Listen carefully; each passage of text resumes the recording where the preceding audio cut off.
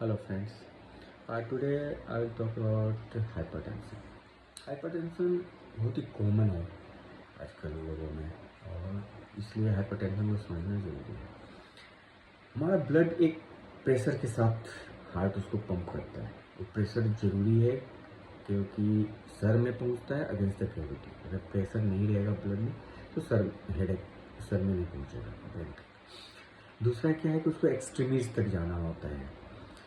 जो मसल्स में आर्टेरियल वाल होता है काफ़ी इलास्टिक होता है, तो अगर उसके अंदर प्रेशर नहीं रहेगा तो कोलैप्स रहेगा और जैसे जैसे ब्लड नीचे की तरफ ट्रेवल करेगा उसका प्रेशर कम होता रहेगा, तो कोलैप्स्ड आर्टरीज को खोल नहीं पाएगा। इसलिए एक निश्चित प्रेशर पे ब्लड को हार्ट पंप करता है। एज के साथ आर्टेरियल वाल सख्त होता जाता है और ये प्रेशर नेचुरली बढ़ता जाता है। तो इसलिए जब उस निश्चित प्रेशर से ज़्यादा प्रेशर हो जाता है एवरेज से, तो उसको हम लोग हाइपरटेंशन। ब्लड प्रेशर कम भी हो सकता है, ब्लड प्रेशर ज़्यादा भी हो सकता है। जब कम ब्लड प्रेशर होता है तो उसको हाइपोटेंशन बोलते हैं, जब ज़्यादा होता है तो उसको हाइपरटेंशन। हाइपोटेंशन का मोस्टली जो कॉज है वो हार्ट रिलेटेड है। या तो हार्ट वीकली पंप कर रहा है या फिर हार्ट के पास वॉल्यूम कम पहुंच रहा है। जबकि हाइपरटेंशन का कॉज मोस्टली एक्स्ट्रा कार्डियक है। एक तो एज रिलेटेड है, एज के साथ ब्लड प्रेशर बढ़ता है नेचुरली सबका। दूसरा जेनेटिक हेरिडिटरी आ रहा है ब्लड प्रेशर फैमिलीज में।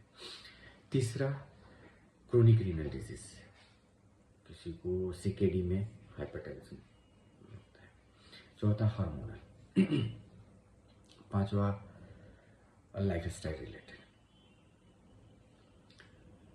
तो अब ये समझना जरूरी है कि प्रत्येक हाइपरटेंशन में पहले तो ये समझ लें कि हाइपरटेंशन से क्या क्या दिक्कत हो सकता है।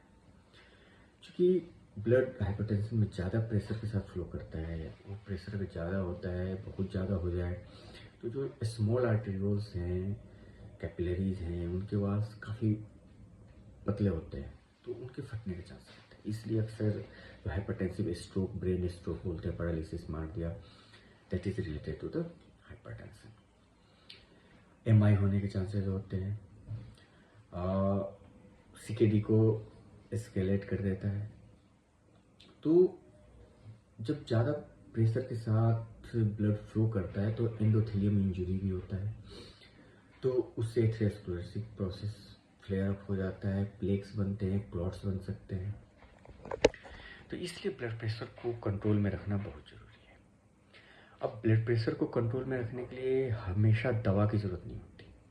अलग अलग तरह के ब्लड प्रेशर हैं तो उनका मैनेजमेंट भी अलग अलग तरह का होता है कारण के अनुसार। तो जो ब्लड प्रेशर आपको लाइफ स्टाइल से रिलेटेड है, जो हमारे खान पान से हो रहा है, अगर खाने में नमक ज़्यादा खा रहे हैं, नेचुरली कुछ फूड्स हैं जिसमें नमक ज़्यादा होता है, जैसे साग खाते हैं, अचार खाते हैं, पापड़ खाते हैं, तो इन सब में नेचुरली नमक ज़्यादा होता है। जंक फूड्स, चिप्स खा रहे हैं और नमक से हमारा ब्लड प्रेशर शूट अप होता है, तो इनको अवॉइड करना है, यानी कि लो सॉल्ट डाइट लेना है। फिजिकल एक्टिविटी बढ़ाना है, एक्सरसाइज, सेडेंटरी लाइफ स्टाइल को छोड़ना है। और स्ट्रेस बहुत बड़ा कॉज है हाइपरटेंशन का, तो स्ट्रेस को अवॉइड करना है जितना ज़्यादा कर सके। तो ये फर्स्ट लाइन ऑफ ट्रीटमेंट होता है जो भी लाइफ स्टाइल रिलेटेड हाइपरटेंशन है उसके लिए, और 80 to 90% में वो ब्लड प्रेशर को कंट्रोल कर देता है। अगर 3 से 6 महीने में ब्लड प्रेशर नहीं कंट्रोल हो रहा है, फिर भी बहुत ज़्यादा है, तो फिर हम लोग दवा शुरू करते हैं। सेकेंड है हेरिडिटरी। जो हेरिडिटरी ब्लड प्रेशर है वो के लिए life style modification, exercise, relax रहने के साथ साथ दवा की ज़रूरत पड़ती है। जो एज रिलेटेड है उसमें भी लाइफ स्टाइल मॉडिफिकेशन के साथ साथ दवा की ज़रूरत पड़ती है। जो हार्मोनल है उसमें दवा की ज़रूरत पड़ती ही पड़ती है। सीकेडी में मेडिसिन की ज़रूरत पड़ती ही पड़ती है। इन दोनों में जो आपको हार्मोनल है, सीकेडी में है, इनमें लाइफ स्टाइल मॉडिफिकेशंस ज़्यादा हेल्प नहीं करता है। इनका first line of treatment he medicine है।